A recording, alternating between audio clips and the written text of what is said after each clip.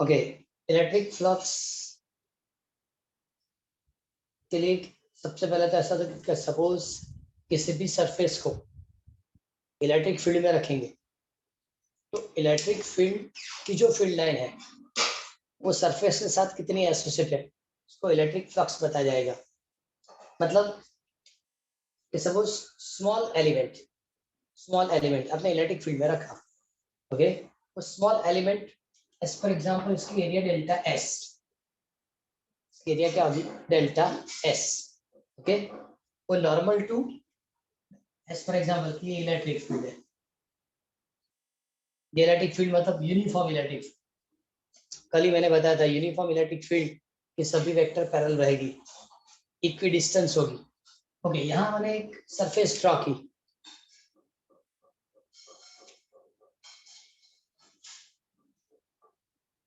इस तरीके की सरफेस ड्रॉ कर दी, तो इसका मतलब क्या हुआ कि जिस डायरेक्शन के अंदर इलेक्ट्रिक फील्ड है सरफेस कुछ इस तरह से तो दिखाने के लिए, वरना क्या होता है कि सपोज ये इलेक्ट्रिक फील्ड है, सरफेस मैंने रखा है इस तरह से, ओके, सरफेस की जो एरिया वेक्टर है, area vector always perpendicular outside, तो इसका मतलब वो वेक्टर ई, इसको लिखेंगे डेल्टा एस, वेक्टर ई। और सर बोलो सर दिखता नहीं है। ये तुझे ऐसा होता है। सर ब्लर है थोड़ा। सर कोई बोलता नहीं है।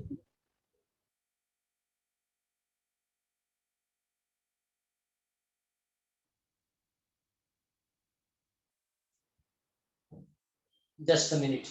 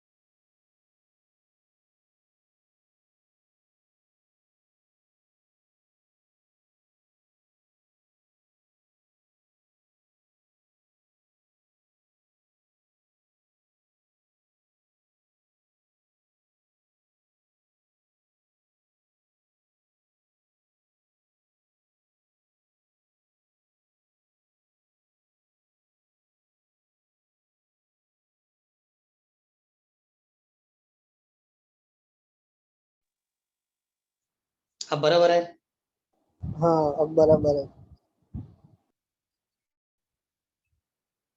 ओके, चलो फिर से ये जो मैंने ड्रॉ किया वो यूनिफॉर्म इलेक्ट्रिक फील्ड ई, एक सरफेस ड्रॉ करके इसके लिए एरिया होगा डेल्टा एस, एरिया क्या होगा delta S, okay. Now uniform electric field and area vector of surface both are in same direction, both are in same direction. So now electric flux is called delta phi associated with given surface, is equal to E into delta S. E electric field vector physical quantity, delta S surface area vector physical quantity, और ये दोनों के बीच dot मतलब dot product लिखा, तो formula क्या बनेगी, E into delta S cos theta, E into delta S cos theta. Okay, but E and delta S both are in same direction, so theta is equal to 0, and therefore delta phi is equal to E into delta S.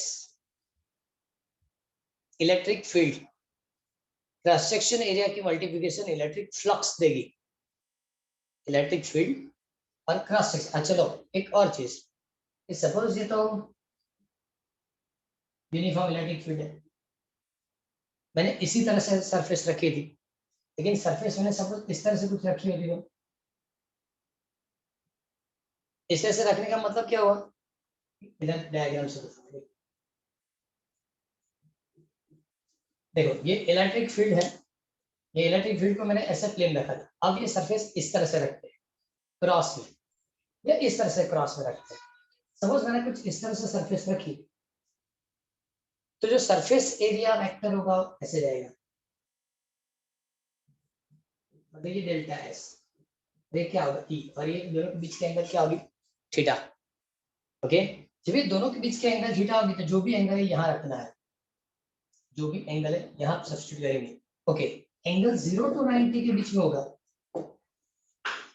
तो ये value positive आएगी, लेकिन 90 के लिए 0 हो जाएगा, कि cos 90 होता है 0, cos 90 क्या हो जाएगा 0, लेकिन 90 to 180 के बीच में होगा, नेगेटिव आएगा, तो 90 नहीं लिख सकते, 90 से ज्यादा मतलब थीटा 0 होगा, वैल्यू मैक्सिमम, थीटा 90 होगा, फ्लक्स 0, यहाँ लिख रहा हूँ देखो, theta is equal to 0, answer क्या होगा मैक्सिमम, क्या होगा maximum, theta is equal to 90, answer क्या आ जाएगी 0, and theta is equal to 180, तो ये मिनिमम या नेगेटिव होगा, क्योंकि cos 180 की वैल्यू होती है -1, cos 180 की वैल्यू क्या होगी -1। क्लियर, तो सबसे पहले इस तरह की उन लोगों ने आपको एक्सप्लेनेशन दी है। यहाँ क्या है कि यूनिफॉर्म फील्ड है, और इसके अंदर आपने जो सरफेस रखी है, एज फॉर एग्जांपल जो डायग्राम इजीली समझ सकते हैं, ये यूनिफॉर्म इलेक्ट्रिक फील्ड है और इस तरह की सरफेस रखी, तो डेल्टा एस और E both are in same direction, तो flux associated with surface the maximum.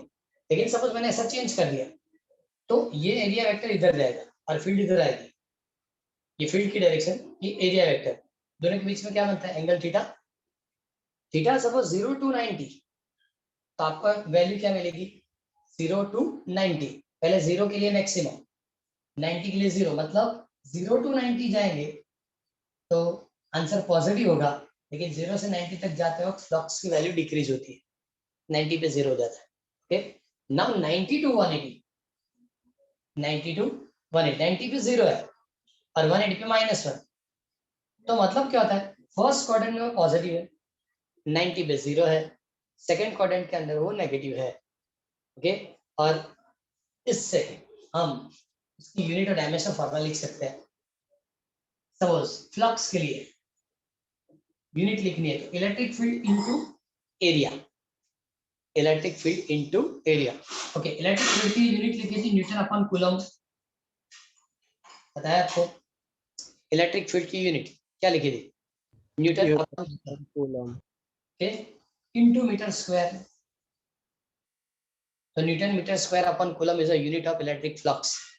लेकिन उस दिन मैंने और एक चीज बताई, और एक यूनिट भी है इलेक्ट्रिक फील्ड का, वोल्ट अपॉन मीटर, और इसको भी मीटर स्क्वायर से मल्टीप्लाई करो, सो वोल्ट इनटू मीटर, ऐसा आंसर मिलेगा। तो इसका मतलब फ्लक्स की दो यूनिट हुई, एक होगा newton metre square of coulomb, या volt into metre, volt into metre, ऐसी दो यूनिट से बन सकती है। ओके, अब प्योरली डेफिनेशन लिख रहे हैं तो तो electric flux act with any area is areal integration, areal मतलब पूरे एरिया के integration, areal integration of vector, areal integration of electric field on that area. फिर से सपोज आपको किसी भी सरफेस के साथ एसिड फ्लक्स फाइंड करनी है, तो मतलब उस सरफेस के लिए area integration of electric flux करना है।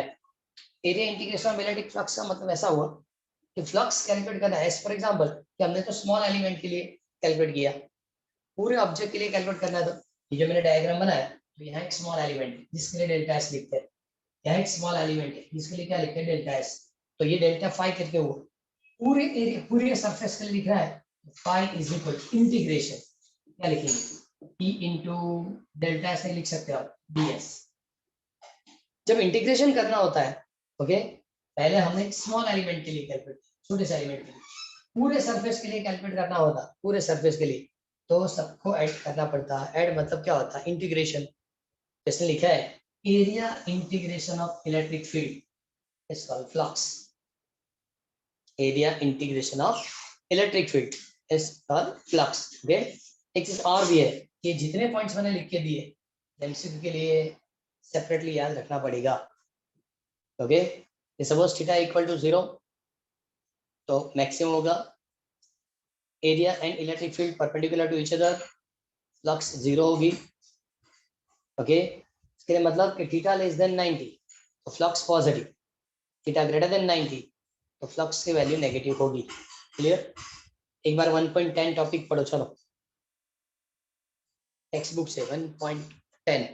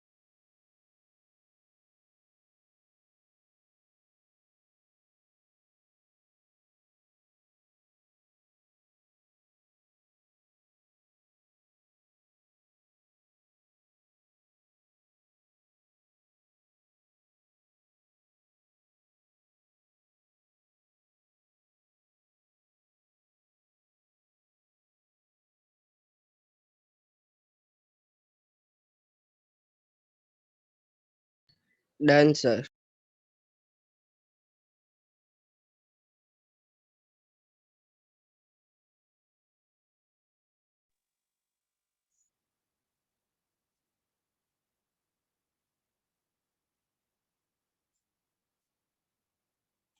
मैंने जो सर डायग्राम, बोलो। सर ये कौन सी क्वांटिटी, ये इलेक्ट्रिक फ्लक्स हमें स्केलर क्वांटिटी में लिखना है ना? स्केलर ही होगा ना, डॉट प्रोडक्ट से मिलता है। हाँ। मैंने पहले ही बताया, दो वेक्टर की डॉट प्रोडक्ट मतलब क्या होगा, स्केलर। क्रॉस प्रोडक्ट तो वेक्टर, ये डॉट प्रोडक्ट से मिलता है। सेकेंड, हाँ। सबसे पहले स्मॉल एलिमेंट के लिए हमने कैलकुलेशन किया, स्मॉल एलिमेंट, ये स्मॉल एलिमेंट इसलिए डेल्टा फाइव था, लेकिन जब पूरी सरफेस के लिए लिखना है तो सभी एलिमेंट की फ्लक्स ऐड करनी है। ओके, तो ऐड करने के लिए मेरे ख्याल से टेक्स्ट में तो ऐसा भी लिखा होगा, phi is equal to summation E into delta S. Summation. हाँ, वो लोग एक्टर नहीं लिखते, उसको बोल्ड लेटर में प्रिंट किया होगा। बोल्ड लेटर से प्रिंट करने का मतलब ही होता है वो वेक्टर है।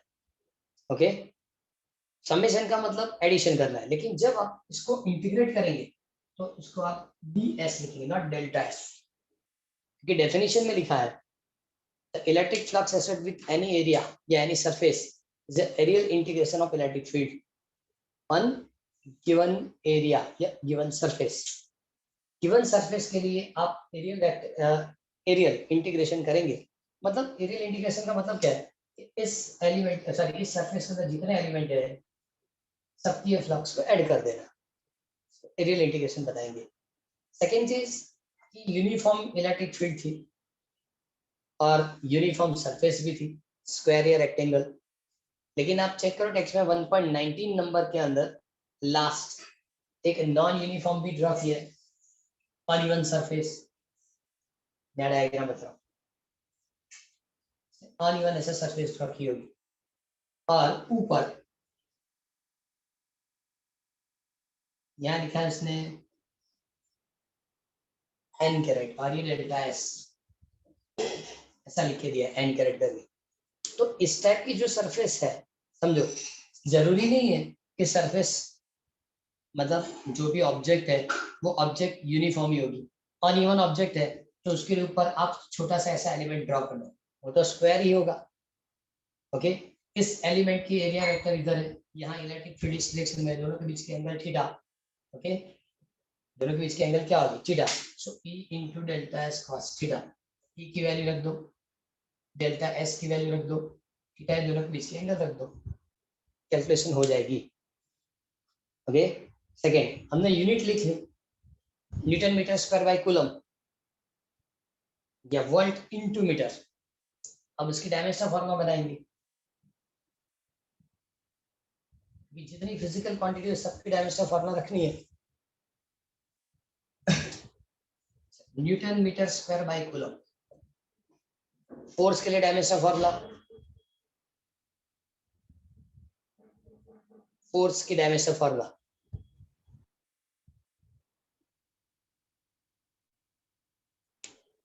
M1 L1 T -2 M1 M1 L1 T -2 -2 metre square के लिए L2 L square। सर आपका वीडियो पॉज हो गया। कूलम सर फिर से अभी ब्लर आ हो रहा है? गया, ब्लर हो गया। बहुत ब्लर है।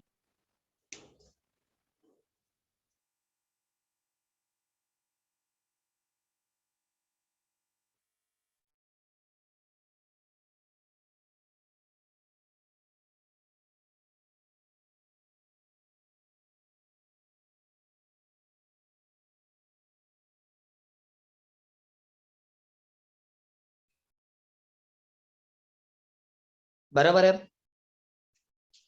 यस सर, अब क्लियर है।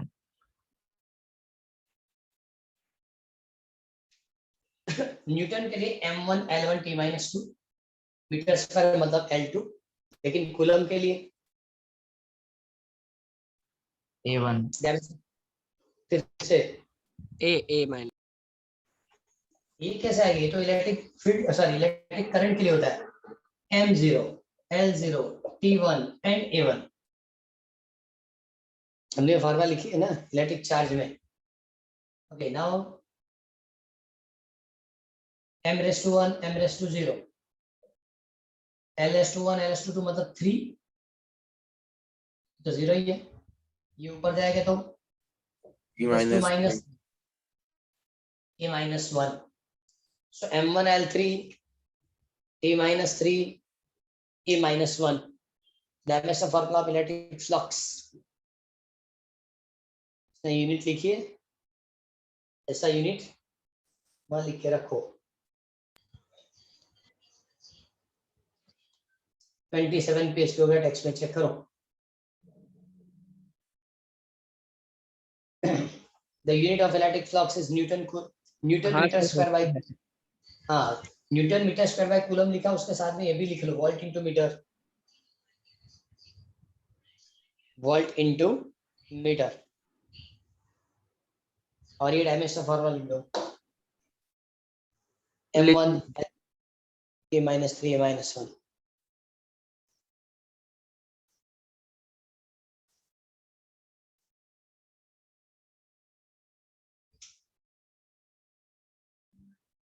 हो गया। ये सिंगल एक टॉपिक था 1.10 electric flux. Clear? Now next 1.11 is electric dipole.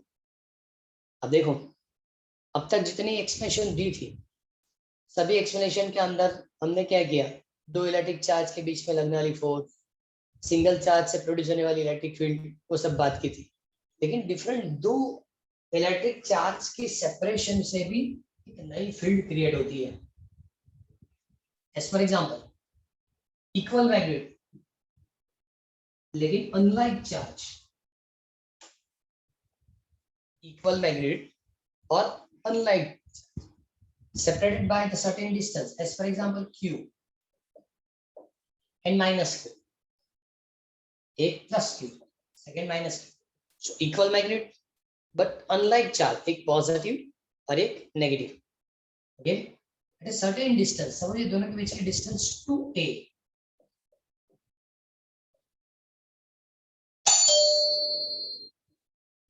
ये दोनों के बीच की distance क्या होगी, 2a।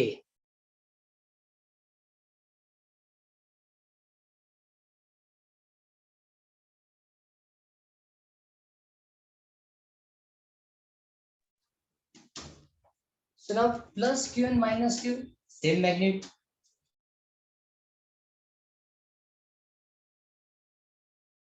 सर वापस video pause. Yes sir, video pause हो गया।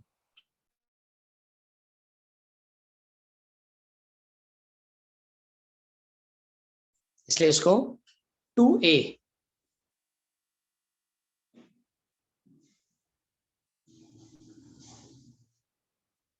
तो सबसे पहले डेफिनेशन में इस तरह से लिख के दिया है, इक्वल मैग्नेट ऑपोजिट साइन या equal magnet unlike charge separated by a certain distance, इस अरेंजमेंट कॉल्ड इलेक्ट्रिक डाइपोल। इसको क्या लिखेंगे हम, electric dipole. Equal magnet opposite sign at a certain distance या separated by a certain distance, इस arrangement को क्या बताएंगे, electric dipole. Okay, but total charge on electric dipole is equal to 0। देखो इसकी टोटल चार्ज दिख रही है, तो प्लस क्यू माइनस क्यू, तो आंसर क्या हो जाएगा, 0। ओके, लेकिन इस चार्ज की फील्ड 0 नहीं होती, इस इलेक्ट्रिक चार्ज की फील्ड 0 नहीं होती। Charge 0 plus Q minus Q है, टोटल चार्ज क्या हो गई, 0, लेकिन फील्ड 0 नहीं, फील्ड इसलिए 0 नहीं थी कि दोनों सेपरेट है, एक ही जगह पे होते तो न्यूट्रल हो जाते, दोनों सेपरेट है, इसकी इलेक्ट्रिक फील्ड होगी। ओके, सबसे पहले तो ये जो डाइपोल है इसकी इंटेंसिटी क्या, तो डाइपोल की इंटेंसिटी को डाइपोल मोमेंट बताया जाता है, डाइपोल की इंटेंसिटी को dipole moment. Okay, now dipole moment P करके लिखा जाता है, dipole moment P is equal to 2aq, 2a मतलब distance between two electric charge, and q किसी एक की मैग्नेट। इस एलिमेंट को डाइपोल मोमेंट इस एलिमेंट को डाइपोल बताएंगे, इसकी इंटेंसिटी को डाइपोल मोमेंट बताएंगे। डाइपोल मोमेंट की formula P is equal to 2aq, distance vector इसलिए डाइपोल मोमेंट भी वेक्टर है। ओके, इससे आपको यूनिट लिखनी है तो लिखेंगे चार्ज की यूनिट कूलम, डिस्टेंस की यूनिट मीटर। मैंने डैश बीच में इसलिए लिखा, डैश से लिखते तो सेंटीमीटर दिखाई देता, so coulomb into metre, coulomb into metre, इसकी यूनिट कूलम, इसके लिए क्या लिखेंगे, metre, so coulomb into metre, इसकी यूनिट होगी dipole moment. Okay, dipole moment vector है, और डाइपोल मोमेंट वेक्टर तो उसकी direction negative charge to positive charge, negative charge to positive, मतलब नेगेटिव से पॉजिटिव इस डायरेक्शन में, ये डाइपोल मोमेंट की डायरेक्शन है,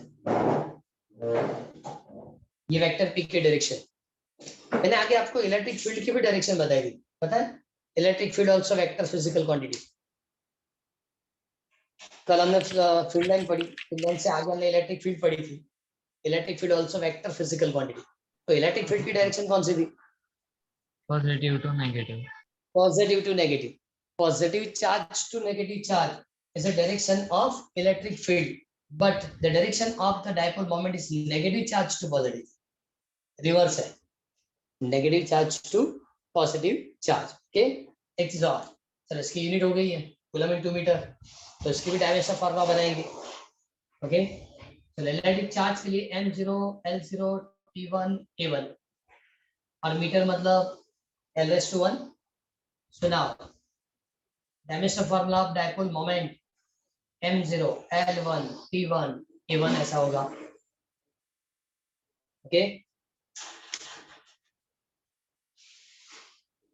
ये उन लोगों ने कहाँ लिख के दिया बताओ?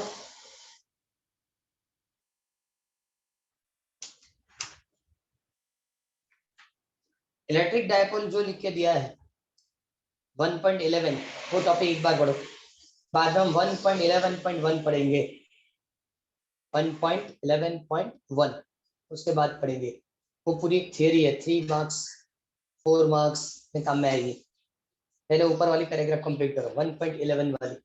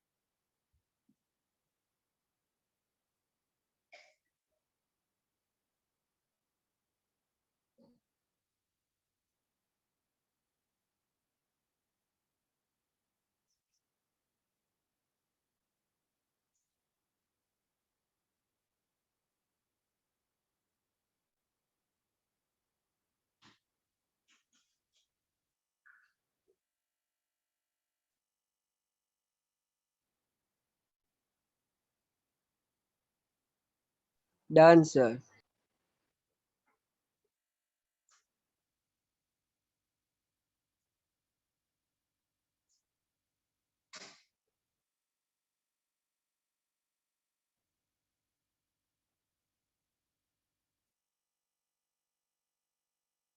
Complete. Yes, sir. Okay,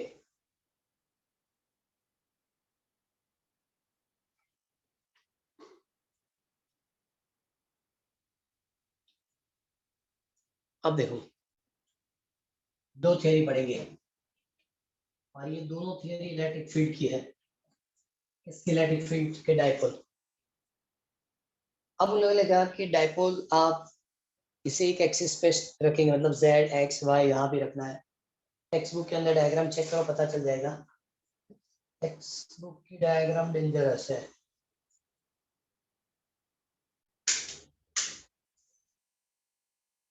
just a minute. Okay, text में जो डायग्राम बनाई थी उसी तरह से एक्सप्लेन करें तो आपको थोड़ा पता चल जाए।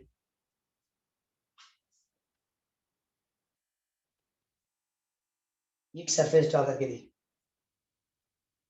इस सरफेस से दोनों साइड इक्वल डिस्टेंस पे, इस सरफेस इक्वल डिस्टेंस पे ये माइनस क्यू और ये plus Q. Okay, equal distance पे, इक्वल डिस्टेंस मतलब क्या होगा? ये टोटल डिस्टेंस 2a है, टोटल डिस्टेंस कितना है? 2a। ओके, चलो ये डायपोल यहाँ से ऊपर किसी एक पॉइंट के ऊपर, पी पॉइंट लिखा है टेक्स्ट में, चेक करो P point. Electric field calculate करनी है। Okay, electric field always positive to negative, okay. तो ये पॉजिटिव चार्ज है, इसको क्या लिखा है, नेगेटिव चार्ज, तो इसकी इलेक्ट्रिक फील्ड आउटसाइड होगी। तो उन्होंने वेक्टर ड्रॉ करके लिखा E प्लस क्यू। ये नेगेटिव की इलेक्ट्रिक फील्ड है, तो नेगेटिव की फील्ड इनसाइड होती है।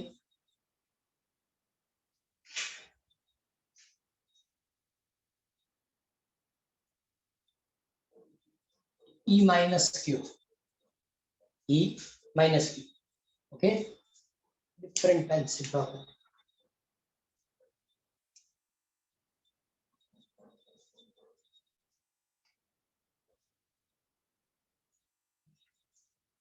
ये E प्लस क्यू,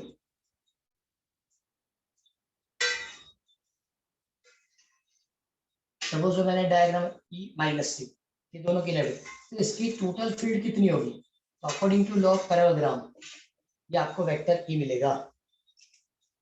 इस तरह की डायग्राम आपको टेक्स्ट में ड्रॉ करके दी है। Electric field at point P, electric field at point P is called EP। फिर से ये टोटल डिस्टेंस 2a, ओके। ये electric dipole plus q minus q, इसकी इलेक्ट्रिक फील्ड आउटसाइड क्योंकि पॉजिटिव चार्ज है, इसकी इलेक्ट्रिक फील्ड इनसाइड क्योंकि negative charge है, ओके। इस इलेक्ट्रिक फील्ड को हम लिखेंगे E प्लस q, इस इलेक्ट्रिक E लिखेंगे माइनस q, इस डिस्टेंस को बताएंगे r, इस डिस्टेंस क्या बताएंगे r, ओके। ये एक डायग्राम उन लोगों ने ड्रॉ करके दिया है। ये किसके लिए है, तो डायपोल जो है उसको परपेंडिकुलर लाइन होती है जिसको इक्वेटर बताया जाता है, और डायपोल की लाइन पे ही आपको इलेक्ट्रिक फील्ड फाइंड करनी है। डायपोल की लाइन पे ही सपोज आपको इलेक्ट्रिक फील्ड फाइंड करनी है, ओके। तो एक्सिस की फील्ड होगी, मतलब दो इक्वेशन हमको सॉल्व करना है, एक एक्सिस के लिए और सेकंड इक्वेटर के लिए। पहले कौन सा, एक्सिस के लिए करना तो पहले एक्सिस कंप्लीट करेंगे, और इक्वेटर करना है तो पहले इक्वेटर कंप्लीट। चेक करें टेक्स्ट में कौन सा पहले दिया, पहले एक्सिस के लिए दिया, एक्सिस की डायग्राम यहाँ बनानी पड़ेगी। चलो ये डायपोल है, ओके। तो फिर से मैं यहाँ डायपोल बना दूं, ये प्लस क्यू, ये माइनस क्यू, डिस्टेंस कितना होगा, सर वापस 2a। blur हो गया, क्या हुआ, वापस वैसा ही हो गया, वापस ब्लर हो गया। ब्लर हो गया सर।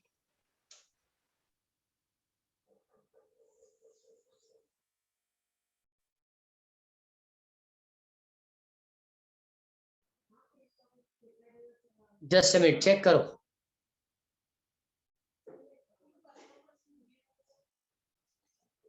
आया क्लियर। नो सर अभी ब्लर ही है।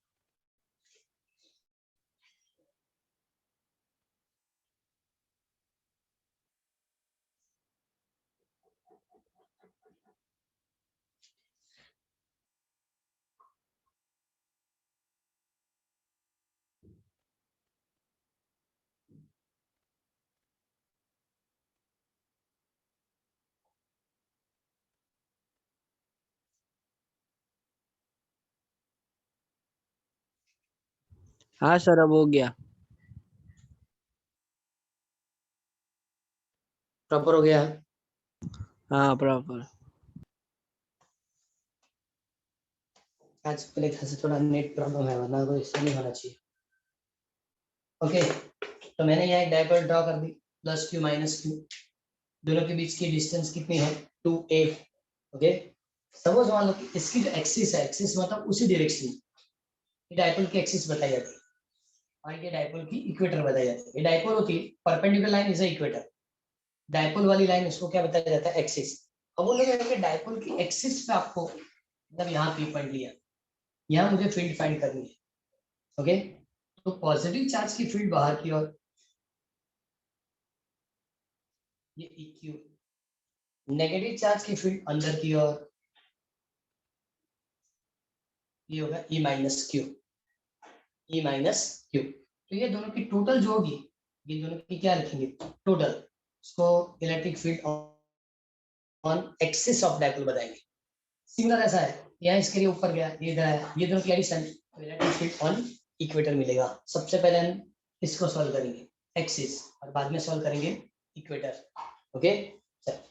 सबसे पहले एक्सिस के लिए मतलब इस डायग्राम का यूज करना है। So now electric field at point P is equal to EQ plus E minus Q, vector bold letter में लिखा होगा टेक्स्ट बुक में। ये दोनों की फील्ड, इसकी फील्ड और इसकी फील्ड दोनों ऐड करना है। प्लस क्यू की फील्ड इस डायरेक्शन में, माइनस की फील्ड इस डायरेक्शन में, ये दोनों ऐड कर दो, ओके। अब सबसे पहले फील्ड की फॉर्मूला क्या है, तो K Q by R square. Field की फॉर्मूला क्या है, K Q upon are square, okay. तो यहाँ के क्यू तो प्रॉब्लम में है ही नहीं, के और क्यू तो पता चल जाएगा। मेन प्रॉब्लम किसका है, डिस्टेंस का। अब डिस्टेंस किस तरह से कैलकुलेट किया हो चेक करो। पहले लिखेंगे ईपी, चलो ये इलेक्ट्रिक फील्ड कैसे मिली, तो पहले तो यहाँ से यहाँ तक की जो डिस्टेंस है वो पोजीशन वेक्टर आर, ये होगा ए और ये भी क्या होगा ए, क्योंकि टोटल डिस्टेंस इज 2a। तो यहां से यहां तक की डिस्टेंस कितनी होगी, आर माइनस ए, क्या आर प्लस ए, आर, क्या लिख सकते हैं,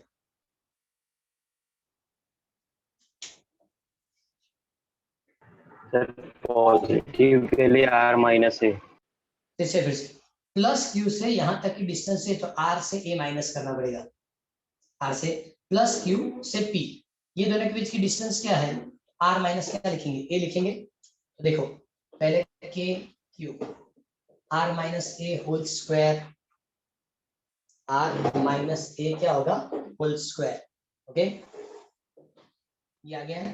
देन माइनस के क्यू, क्यों माइनस के, क्योंकि ये पॉजिटिव चार्ज है और ये नेगेटिव, इसके प्लस की जगह क्या हो जाएगा माइनस।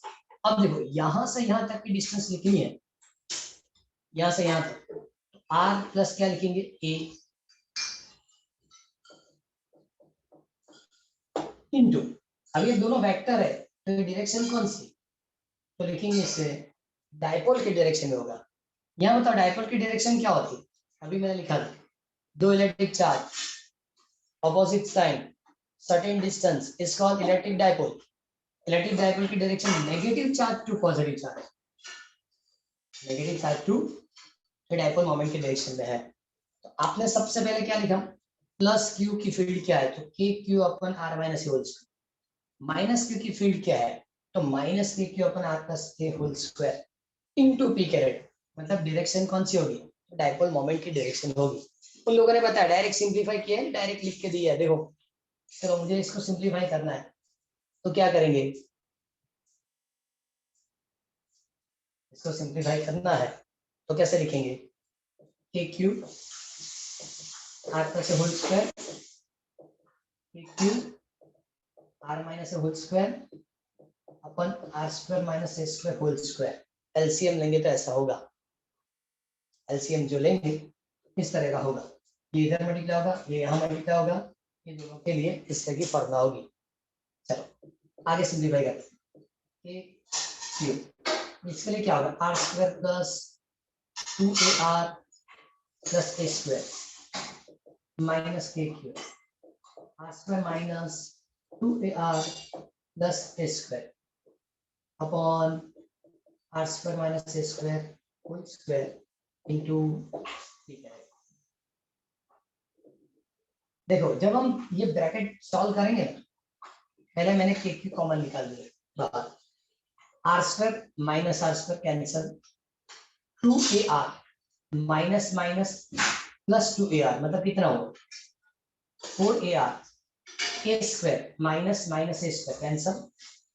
तो क्यों मैंने कॉमन निकाल दिया ये दोनों की सब्ट्रैक्शन करें तो आर स्क्वायर जाएगा ए स्क्वायर जाएगा और माइनस माइनस प्लस तो 4ar ऐसा बचेगा P caret upon are square minus A square मेरे ख्याल से टेक्स्ट में ये वाली टर्म है वो लोग के की जगह 1/4 पे एप्सिलॉन 0 लिखेंगे हम ऐसा नहीं लिखेंगे क्लियर। तो यहाँ तक पता चला सिंप्लीफिकेशन में बराबर। Yes, sir. और एक चीज में और एक चीज लिखेंगे के या 2k चलो 2k into 2a cube into are देखो 2 इंटू 2 4 हो गया के आ गया के भी आ गया क्यू आ गया और आर भी हो गया। नाउ आर स्क्वायर माइनस ए square whole square R square whole square okay. So now 2a Q मतलब डायपोल मोमेंट 2kp यहाँ एक चीज बाकी रह गई देखो पी करंट यहाँ लिखना बाकी रह गया।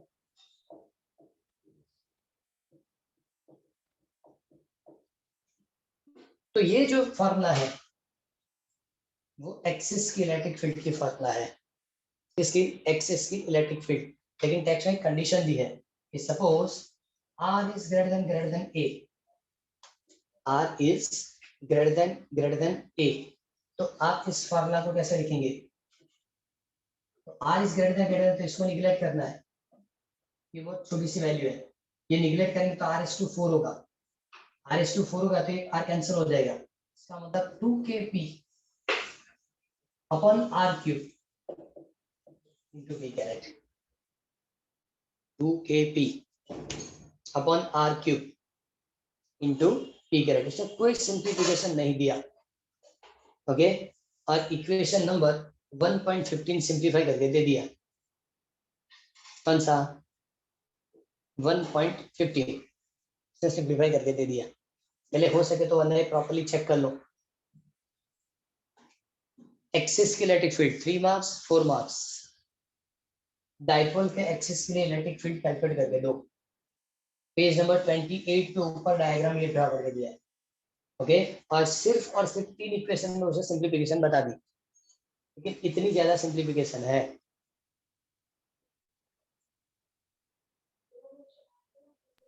सर बोलो सर इसका फोटो आप ले लो ना इधर से थोड़ा ब्लर है तो नहीं आता। फोटो नहीं दिखना ही है फोटो से क्या फर्क पड़ता है। सर इधर से दिखता नहीं तो बाद में लिख देंगे क्लास के हाँ बाद।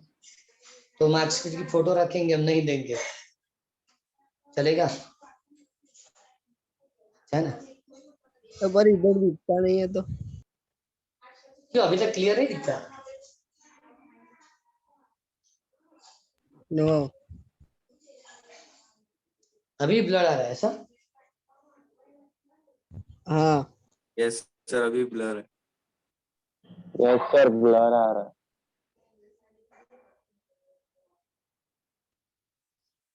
ये तो बाद में तो क्वेश्चन में देंगे क्या करेंगे बाद में दर्पण अरे सॉरी वो जो टेम्पलेट की तरह क्वेश्चन भेजते हैं इसमें चेक करेंगे।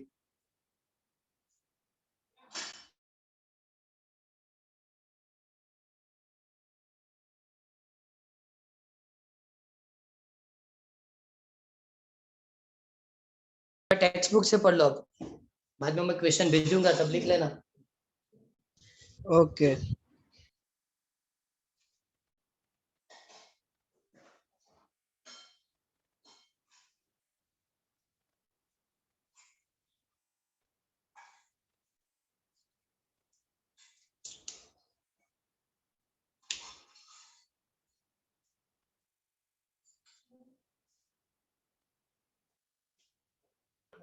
सर टेक्स्ट बुक में तो बहुत अलग और शॉर्ट में दिया है।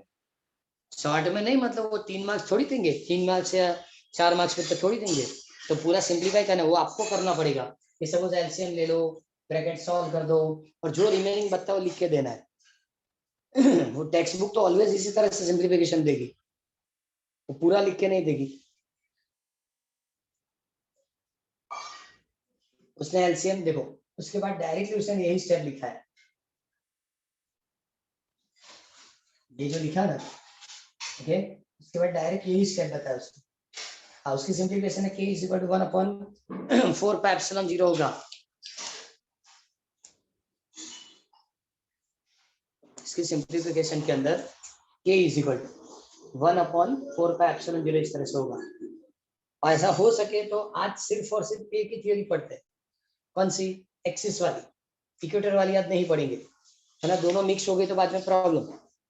ये किसी भी तरह प्रिपेयर करना है, क्योंकि 4 मार्क्स क्वेश्चन जो है वो ऐसे सेकंड और थर्ड से होता है, लेकिन जब चैप्टर नंबर 1 से वो लोग 4 मार्क्स क्वेश्चन पूछेंगे तो ये दोनों थियरी काम में आएगी। कौन सी, एक्सिस और इक्वेटर। इक्वेटर एक्सिस एक्सप्लेन किया है, इक्वेटर नहीं किया, बराबर। देखो फिर से बता रहा हूँ, ये एक्सप्लेन कर देता हूँ, ये वाली थियरी नेक्स्ट में पढ़ेंगे तो आपकी डाउट ज्यादा से ज्यादा मतलब सॉल्व हो जाएगी। 2 थियरी साथ में पढ़ेंगे तो प्रॉब्लम ज्यादा होगा, मेरे ख्याल से हो जाना चाहिए था, लेकिन चलो कोई बात नहीं। डायग्राम में बताया कि डायपोल है +q -q, दोनों के बीच की डिस्टेंस 2a है। डायपोल की सेंटर पे, डायपोल की जो सेंटर है वहां से r डिस्टेंस पे एक पॉइंट कंसीडर किया कि वहां फील्ड कितनी। सर म्यूट हो गए, आवाज नहीं आ रहा।